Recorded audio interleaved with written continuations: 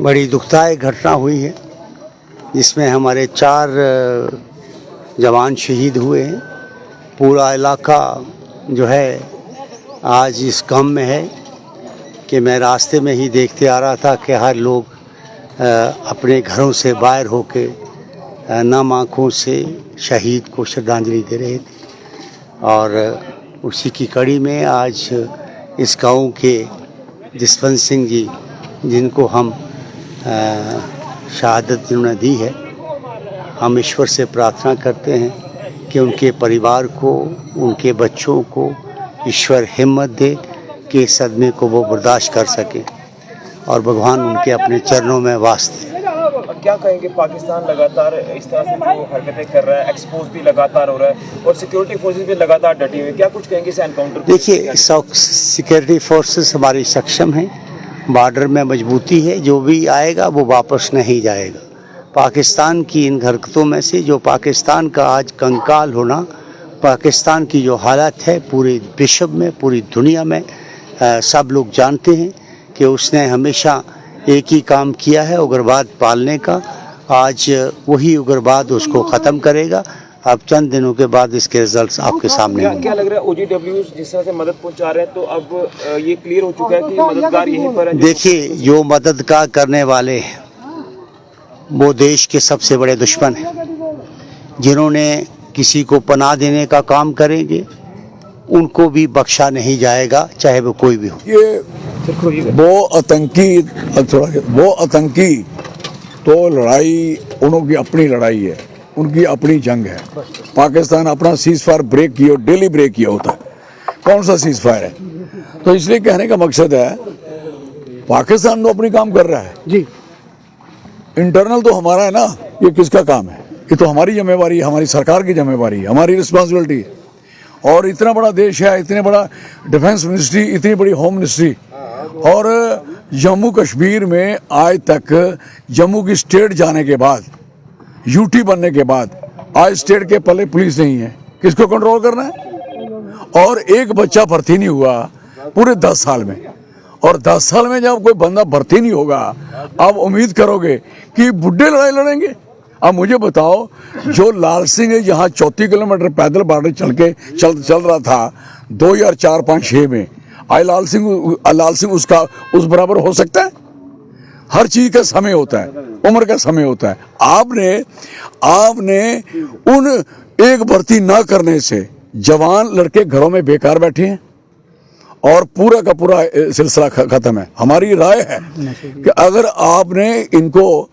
आपने इस लड़ाई लड़नी है ईमानदारी से, ऐसे ही अगर मरवाने हैं तो बात अलग है, लड़नी है तो जम्मू हमारा डुग्गर प्रदेश जो है यहाँ वाला एक कंडी है, बॉर्डर है, यहाँ 19 ब्लॉक हैं। 19 ब्लॉक में कम से कम 50 बच्चे भर्ती होने चाहिए हर ब्लॉक के। वो ब्लॉक उनको ट्रेन करो, छोड़ दो फिर अब मिलिटेंसी। पाकिस्तान की माँ नहीं पैदा हुई कि यहाँ चूं भी कर पाए। हमारे बच्चे यहाँ चिट्टे, शराब, मोबाइल, दाएं में खजल कर रही सरकार, बिजी कर रही है कि बर्बाद हो जाएं। I am sorry for that. और एक भर्ती ना होने के कारण 18 साल का, 25 साल का, 27 साल का, 28 साल का, 30 साल का आज बच्चा ही कोई बंदा नहीं रहा फौज में, इसमें पुलिस में। तो लड़ाई लड़ोगे आप? पहाड़ी ऐसे चढ़ी जाती है, भाग के पकड़ लेता आदमी है। तो वो जो लड़ने आ रहे हैं और जंग लोग हैं तैयार, सन्याल से भागे 25-30 किलोमीटर उन्होंने यहाँ से लड़ाई भी लड़ी, वहाँ जाके फिर लड़ाई चलाना शुरू हो गई है। उनकी हालत देखो तो हमारी हालत देखो जो हालत है। क्यों? हमारी पुलिस के पास ह्यूमन रिसोर्स बिल्कुल कम है। कोई थाने में, आप थाने सारे देखो, सिर्फ 4-5 SPO बिठाए हैं, बस उन्हीं का काम है। SPOs का, BDC का, बस को ट्रक रोक लिए, 4 गाड़ियाँ रोक ली, बस हो गया, काम हो गया। कहीं भेज दी, तफ्तीश कर दी। अब बताइए, उग्रवाद शुरू हो गया, अब मुकाबला कौन करेगा? SPO लेके करोगे? BDC लेके करोगे? गांव के लोगों से लड़ाना है तो फिर गांव के बच्चे भर्ती क्यों नहीं करते? आप भर्ती करिए और उनको फुली ट्रेन करिए, और जब वो ट्रेन होते हैं, मैं नहीं समझता किसी की मजाल है पाकिस्तान की या पाकिस्तान के उग्रवादी की कि हमारे किसी का बाल भंगा कर पाए। अदरवाइज नुकसान ही नुकसान है। This is very clear. शायद बहुत हार्दिक दुख से कहना पड़ रहा है। मैं तो ये कहूँगा, शायद अपने पास कोई ऐसे अल्फाज ही नहीं है कि जो आज की इस घटना को बयान कर पाऊँ। और पाकिस्तान की जो नापाक उसकी हरकत का आज ये हुआ। हमारा भाई स्थानीय निवासी जो लोंडी से जसवंत सिंह जी, वो हमसे और इन्हीं की तरह कुछ और साथी हमारे बीच आज नहीं रहे हैं। आप देख ही रहे हो आज कितनी तादाद में दुनिया जहाँ आई हुई है, बड़े दिल से सारे आए हुए हैं। और आपने जब बात की स्नेहाल की, तो ये एनकाउंटर वहाँ से शुरू हुआ और आते आते जाके जो थाना तक ये पहुँच गया, और एंड क्या हुआ वो आपके सामने है। आज हम सब की सद्भावनाएँ इस परिवार से हैं। शोकाकुल ये परिवार है। आपने देखे होंगे नन्हे मुन्ने वो बच्चे जिनके अभी बाल अवस्था है, जिनका खेलने का वक्त है, आज उनके ऊपर एक जिम्मेवारी गिर गई। इनके पिताजी एक सर्विसमैन है। उन्होंने दौरान सर्विस भी बहुत सारी शायद सख्तियाँ देखी होंगी, बहुत सारी शायद कैजुअलिटीज़ देखी होंगी, क्योंकि वो खुद एक जवान रहे हैं भारतीय सेना में। और आज उनका एक नौजवान बेटा जो जाम शहादत पी गया। एक बाप को बहुत बड़ा जिगरा चाहिए आज का जीवित देखने का। धन्य है वो माँ, कोटि कोटि वंदन प्रणाम उनके चरणों में, जिन्होंने ऐसे सपूत को जन्म दिया।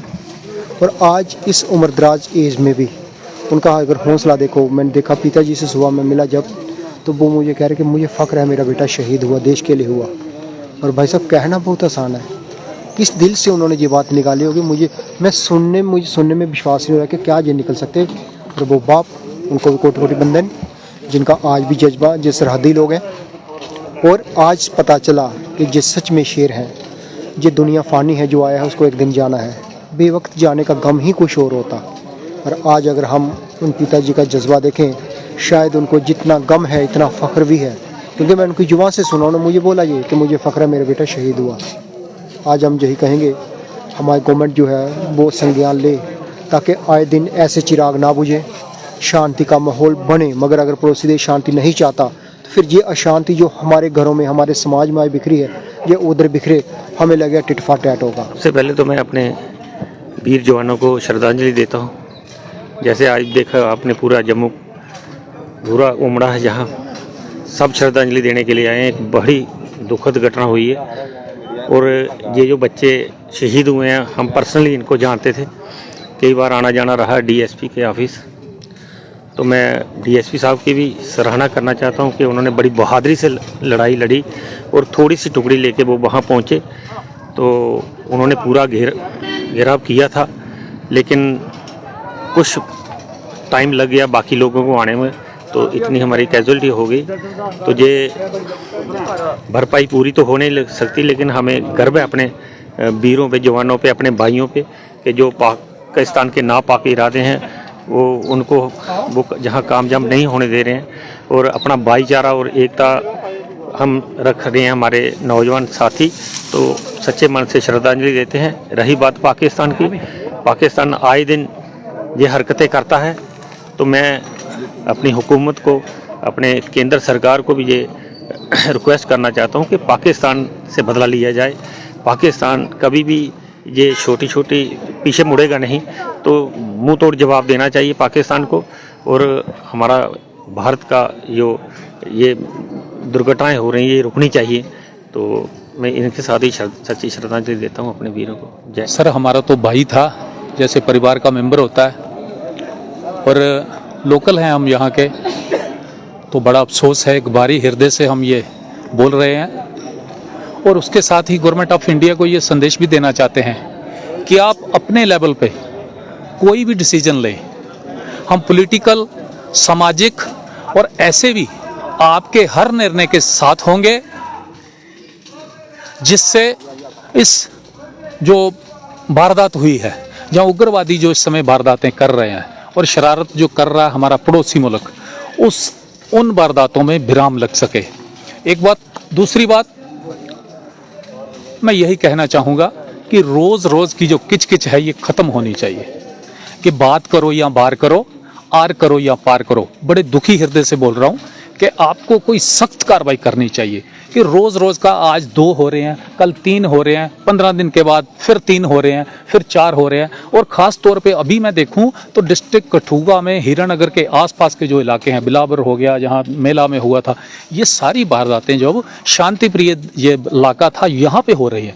इसको देखते हुए जितने भी हमारी बॉर्डर पोस्ट्स हैं उनको स्ट्रेंथन करने की ज़रूरत है। और आज हम जब देखते हैं पुलिस में तो एक भी सिपाही नहीं है, एक भी सिपाही नहीं है, बेचारे एसपीओ से काम चल रहा है। तो मेरी जो अपील रहेगी कि कृपया बॉर्डर पोस्ट को स्ट्रेंथन करने के लिए कोई ना कोई कदम उठाया जाए।